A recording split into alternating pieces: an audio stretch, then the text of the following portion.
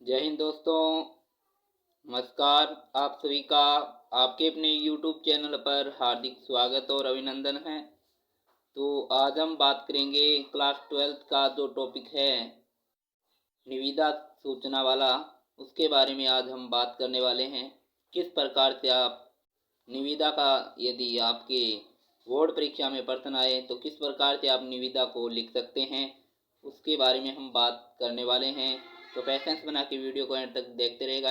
जिसने भी अभी तक चैनल को सब्सक्राइब नहीं किया है, चैनल को सब्सक्राइब कर लीजिएगा, ताकि इसी प्रकार के वीडियोज़ आपको हमारे इस यूट्यूब चैनल पर मिलते रहें। तो चलिए वीडियो की शुरुआत करते हैं। हम बात कर रहे हैं निविदा सूचना की। तो निविदा जो सूचना है वो आज आपको इस वीडियो के अंदर इसका जो निविदा सूचना लिखने का जो कंफ्यूज था वो आज दूर होने वाला है। किस प्रकार से आप निविदा सूचना को लिख सकते हैं, इस वीडियो में आपको पूरी जानकारी मिलेगी। तो आप वीडियो को एंड तक देखते रहना, क्योंकि यदि आप वीडियो को एंड तक देखते रहेंगे तो आपको अच्छे प्रकार से निविदा सूचना में है वो समझ आ जाएगा। और आप, यदि आपके बोर्ड एग्ज़ाम में निश्चित है आपके बोर्ड एग्ज़ाम में निविदा सूचना आना, तो अच्छे प्रकार से आप लिख कर भी आ सकते हैं। और इसको हमने इस प्रकार से तैयार किया इस फॉर्मेट को, ताकि आपको अच्छे प्रकार से समझ में आ जाए। चलिए हम वीडियो की शुरुआत करते हैं। हम यहाँ पर बात करेंगे फर्स्ट में, जो है कार्यालय, जो आपका राजस्थान सरकार है। तो राजस्थान सरकार, उसके जस्ट नीचे हम बात, नीचे है राजस्थान सरकार के नीचे हम कार्यालय का जो पता है उसका नाम व पता लिख देंगे। यहाँ पर राजस्थान सरकार है, तो यहाँ पर यदि भारत सरकार का है तो हम यहाँ पर राजस्थान की जगह भारत सरकार भी लिख सकते हैं। यहाँ पर भारत, राजस्थान सरकार की जगह भारत सरकार भी आ जाएगा। यदि कार्यालय भारत सरकार का है तो हमने राजस्थान सरकार का लिया है, यहाँ पर आप भारत सरकार भी लिख सकते हैं।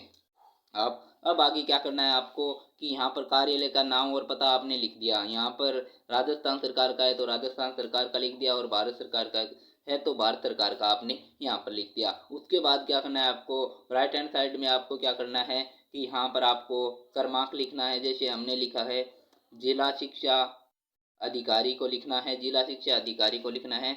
यहाँ पर पत्र क्रमांक आ गए 25, और यहाँ पर वर्ष आ गया 2022। इसी के जस्ट सामने लेफ्ट हैंड साइड में आपको क्या लिखना है, दिनांक लिखना है। और दिनांक है, हमने ली है एक तारीख दो है एक फरवरी 2022 की हमने यहाँ पर दिनांक ली है। तो आप यहाँ पर दिनांक अपने जो बोर्ड एग्ज़ाम है उस दिन की भी आप यहाँ पर लिख सकते हैं। चलिए हम आगे देखते हैं। तो आगे आपको क्या लिखना है कि बीच इसके जो फॉर्मेट है ना आपका, तो इसके बीच के अंदर क्या लिखना है आपको, निविदा सूचना संख्या क्रमांक आपको यहाँ पर लिख देनी है। यहाँ पर निविदा सूचना भी आप सीधा लिख सकते हैं। इसके बाद ये मेन फॉर्मेट है, इसको आप अच्छे प्रकार से देख लीजिएगा। किस प्रकार से ये, इस प्रकार से हमने तैयार किया है कि प्रत्येक विद्यार्थी आप इस प्रकार से यदि लिख करके आएगा तो ये जो फॉर्मेट है ना, ये जो पूरा का पूरा जो फॉर्मेट है ना, पूरा का पूरा, ये आपको बहुत ही हेल्प करेगा आपकी बोर्ड एग्ज़ाम में। क्योंकि इस प्रकार से इस फॉर्मेट को तैयार किया गया है कि आप प्रत्येक में लिख सकते हैं इस फॉर्मेट को। तो बहुत ही अच्छे प्रकार से आप इसे देख करके जाए। तो चलिए हम शुरू करते हैं। तो यहाँ पर क्या लिखना है कि पहले लिखना है अद्यो हस्ताक्षरकर्ता, अद्यो हस्ताक्षरकर्ता, या आप यहाँ पर लिख सकते हैं कार्यालय का जो अध्यक्ष होता है वहाँ, तो कार्यालय अध्यक्ष, वो अद्यो हस्ताक्षर करता है वो कार्यालय अध्यक्ष ही होता है। तो यहाँ पर आप कार्यालय अध्यक्ष भी लिख सकते हैं द्वारा। बाद में आपको क्या लिखना है, यहाँ पर लिखना है आपका जो भी सब्जेक्ट है, जो जिसके बारे में भी आपको निविदाएं हैं वो आमंत्रित करनी है, उसके बारे में यहाँ पर है वो लिखना है। और आगे आपको लिखना है कि मोहरबंद निविदाएं आमंत्रित की जाती हैं। यानी उसके बाद आपको जो यहाँ पर सब्जेक्ट है, जो विषय, वो लिख करके आगे आपको लिख देना है कि ये मोहरबंद जो निविदाएं हैं वो आमंत्रित की जाती हैं। और आगे लिखना है कि कार्यालय समय में इच्छुक इच्छुक फर्म या व्यक्ति 500 रुपये, यहाँ पर आप कोई सा भी मान लो, 200 रुपये, 400 रुपये, आप अपनी इच्छा अनुसार यहाँ पर लिख सकते हैं। 500 रुपये निविदा शुल्क जमा करवा कर दिनांक 5 फरवरी 2022 से निविदाएं हैं वो निविदा आवेदन फॉर्म है वो प्राप्त है वो कर सकते हैं। और पूर्ण रूप से भरे हुए निविदा फॉर्म दिनांक 20 फरवरी 2022 तक। यहाँ पर आपको समझना है, यहाँ पर आपको क्या लिखना है, पहले तो आपको लिखना है कि निविदा है यानी 5 फरवरी 2022 से निविदाएं है वो आवेदन फॉर्म है वो प्राप्त कर सकते हैं, यानी 5 फरवरी से निविदाएं हैं वो आप ले सकते हैं, क्योंकि 5 फरवरी से निविदाएं हैं वो आप यहाँ पर आमंत्रित की जा रही है।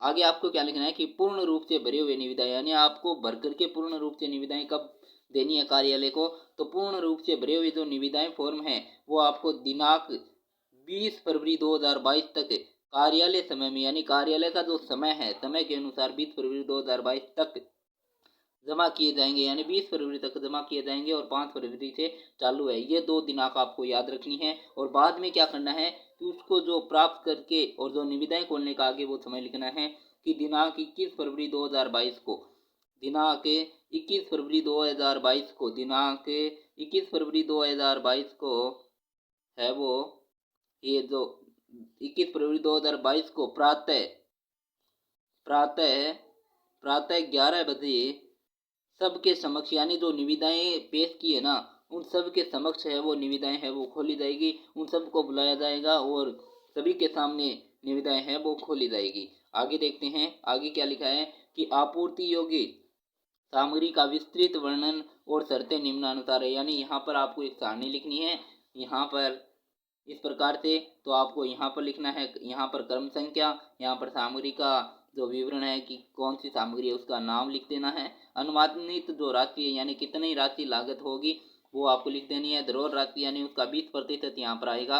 और आपूर्ति का समय यानी कितने समय में उसकी है वो आपूर्ति हो जानी चाहिए उसका समय यहाँ पर आ जाएगा। तो आगे हम इसके बारे में भी बात कर रहे हैं कि यहाँ पर सामग्री का विवरण, यानी जिस प्रकार से आपको यदि कोई भवन निर्माण करना है, यदि जैसे यदि स्कूल में यदि आपको भवन निर्माण करवाना है तो यहाँ पर आ जाएगा सीमेंट है उस यानी सामग्री है सीमेंट है तो उसका नाम आ जाएगा, यानी ईंट का जो ईंटें हैं उसका नाम आ जाएगा यहाँ पर ईंटें। और जैसे अन्य जो सामग्री यूज होती है ना उसका नाम आ जाएगा। अदरवाइज किसी भी प्रकार की जो सामग्री है जिस प्रकार से स्कूल में या आपके जो स्कूल में या फिर अन्य आप जहाँ भी जैसे टेबल है कुर्सी है उसका निर्माण करवाना चाहते हैं तो आपका यहाँ पर नाम लिख देना है। अनुमानित यानी उसकी राशि कितनी लगेगी अनुमान से आप यहाँ पर लिख सकते हैं। धरोहर राशि भी यहाँ पर 20% लिख सकते हैं। जैसे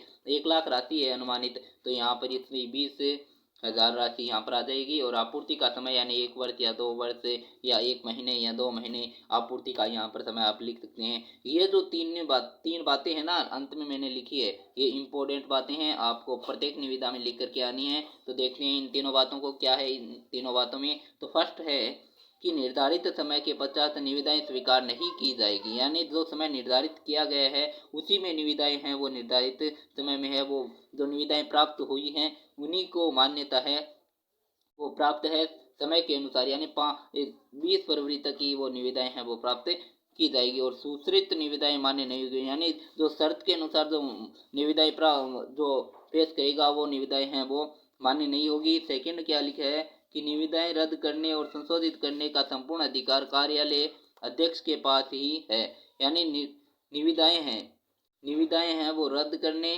और संशोधित करने का जो अधिकार है ना संपूर्ण वो कार्यालय अध्यक्ष के पास ही है। और थर्ड पॉइंट है कि अपूर्ण निविदा फॉर्म या काट छांट वाले फॉर्म स्वीकार है वो नहीं किए जाएंगे।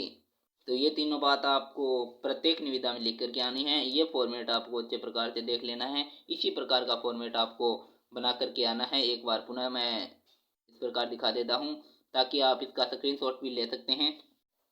तो आज का वीडियो कैसा लगा आपको कमेंट करके जरूर बताना। वीडियो अच्छा लगा तो वीडियो लाइक कर दीजिएगा, चैनल पर नए हो सब्सक्राइब करके ऑल पे क्लिक जरूर कर दीजिएगा। मिलते हैं नेक्स्ट वीडियो में कुछ नए टॉपिक के साथ, तब तक जय हिंद जय भारत। नेक्स्ट वीडियो किस टॉपिक पर आना चाहिए कमेंट करके बता दीजिएगा। धन्यवाद।